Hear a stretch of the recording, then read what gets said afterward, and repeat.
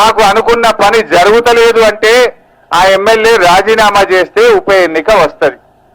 మరి హుజురాబాద్లో ఉప ఎన్నిక ఎందుకు వచ్చింది? ఈటల రాజేందర్ గారు మా హుజురాబాద్ను జిల్లా చేయమని గిట్ట రాజీనామా చేసిందా? మా హుజురాబాద్కు ప్రభుత్వ మెడికల్ కాలేజీ కావాలని రాజీనామా చేసిందా? హుజురాబాద్లో మాకేదైనా అన్యాయం జరిగింది అని చెప్పి ప్రజల కోసం రాజీనామా చేసిండా రాజేందర్ గారు? రాజేందర్ గారు తన కోసం తాను, తన లాభం కోసం, స్వలాభం కోసం ఇవాళ ఈటల రాజేందర్ గారు రాజీనామా చేసిండ్రు. మీరు ఆలోచించండి, దేనికోసం రాజేందర్ గారు రాజీనామా చేసిండు? ఆయన సొంతాని కోసం చేసిండు, ఆయన లాభం కోసం ఆయన రాజీనామా చేసిండు.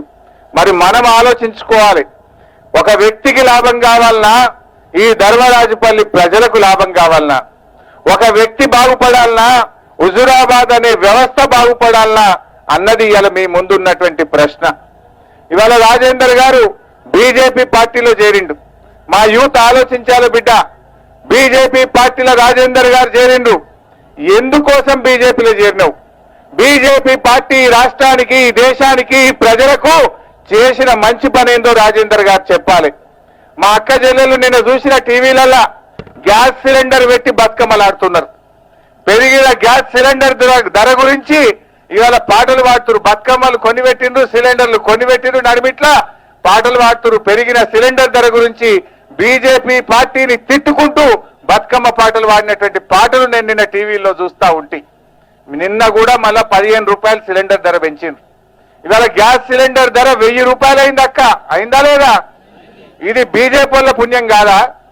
నిన్న కూడా 15 రూపాయలు పెంచింది కేంద్ర ప్రభుత్వం సిలిండర్ ధర. అంటే 1000 రూపాయలు చేసినా పర్వాలేదు బిడ్డ, అయినా ఇంకా బీజేపీకి పువ్వు గుర్తు ఓటేస్తామంటే ఏమంటారు వాళ్ళు? 1000 కాదుగా 1500 చేస్తామంటారు. చేయరా?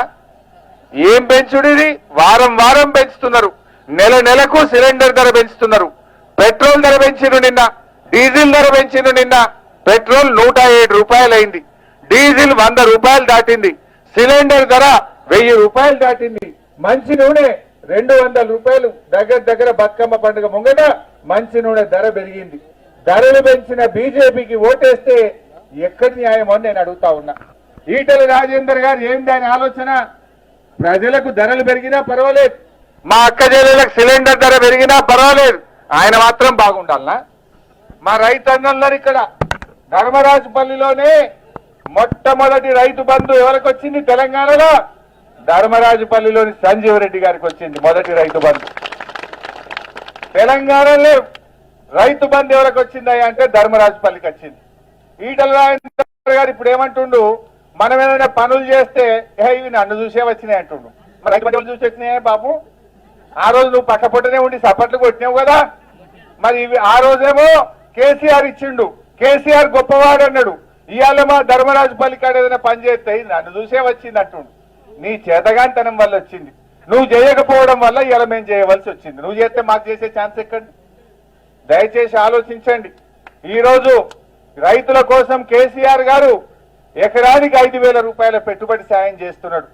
మొన్న కరోనా వచ్చింది, ఒకసారి కరోనా వస్తే ప్రభుత్వ ఆదాయం తగ్గింది, చాలా కష్టమైంది. కానీ ముఖ్యమంత్రి గారు ఎమ్మెల్యేల జీతాలు బంద్ పెట్టిండు. మేం మంత్రులం ఉంటివి, మా జీతాలు కూడా బంద్ పెట్టిండు. గవర్నమెంట్ ఉద్యోగాలు చేసే ఉపాధ్యాయులై, టీచర్లై, అందరు ఉద్యోగస్తుల జీతం సగానికి సగం బంద్ పెట్టిండు. కానీ మిమ్మల్ని మర్చిపోలే. కారట్ మీద 1500 వేసిండు, 10 కిలోల బియ్యం ఇచ్చిండు, కిలో కందిపప్పు ఇచ్చిండు. రైతు బంధు మాత్రం 7500 కోట్ల రూపాయలు టైం మీద ఇచ్చిండా లేదా కేసీఆర్? ఒక్కసారి ఆలోచించండి. మంత్రులకు, ఎమ్మెల్యేలకు, జీతగాళ్లకు, ఉద్యోగులకు అందరికి బంధు పెట్టిండు. కానీ ఊర్లలో వ్యవసాయం చేసే రైతన్నకు మాత్రం టైం మీద రైతు బంధు ఇచ్చింది మన కేసీఆర్. మన కారు గుర్తా కాదా? ఒక్కసారి ఆలోచించండి. 2000 పింఛన్ ఆపలే, ముసలోళ్ళ పింఛన్ ఆపలే, 1500 ఇచ్చి, బియ్యం ఇచ్చి, పప్పు ఇచ్చి, రైతు బంధు ఇచ్చి కడుపులో పెట్టుకొని కాపాడుకున్నది టీఆర్ఎస్ గవర్నమెంటా కాదా? ఒక్కసారి ఆలోచించండి.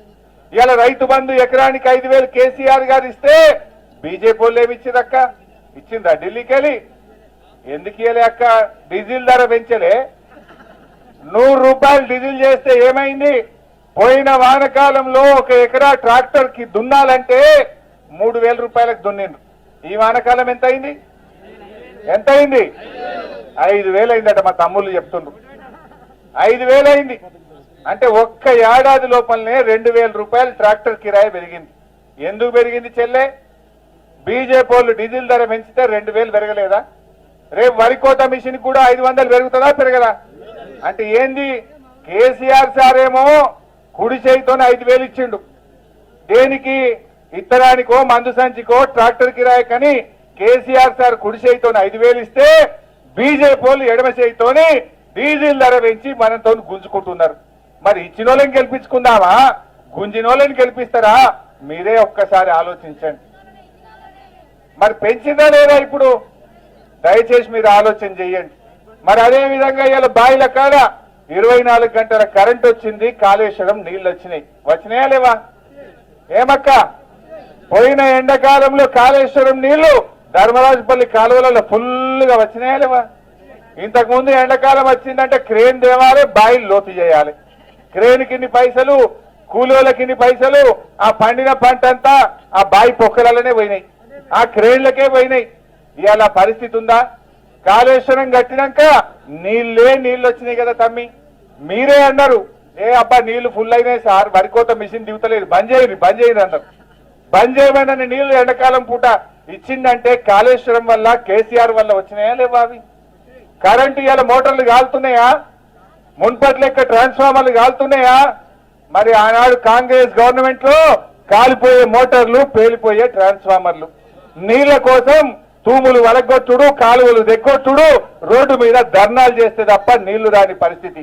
ఇవాళ నీళ్లు ఫుల్లు, కరెంటు ఫుల్లు. అదే విధంగా ఇవాళ రైతు బంధు, రైతు బీమా కూడా ఇచ్చిండు. ఎవరైనా అదృష్టం బాగలేకపోతే, ఒక రైతు చనిపోతే మీకు 5 లక్షల రూపాయలు వెంటనే 10 రోజుల లోపల వస్తలేవే? ఒక్క రూపాయి ఖర్చున్నదా? పైనే ఉన్నదా? ఇవాళ 5 లక్షల రూపాయలు ఇచ్చి ఆ తల్లిని, పిల్లల్ని కాపాడుకుంటున్నది టీఆర్ఎస్ గవర్నమెంట్. ఇవన్నీ విషయాలు మీ ముందున్నాయి. మరి న్యాయం గురించి ఆలోచించండి. ఇవాళ ఆడపిల్ల పెళ్లి పెట్టుకుంటే 1,00,000 రూపాయలు ఇచ్చిండు కేసీఆర్ గారు. బీజేపీ గవర్నమెంట్ 1 రూపాయి ఇస్తుంది. ఆయనలా బీజేపీ పరిపాలించే ఏ ముఖ్యమంత్రి ఏ రాష్ట్రంలోనైనా ఆడపిల్ల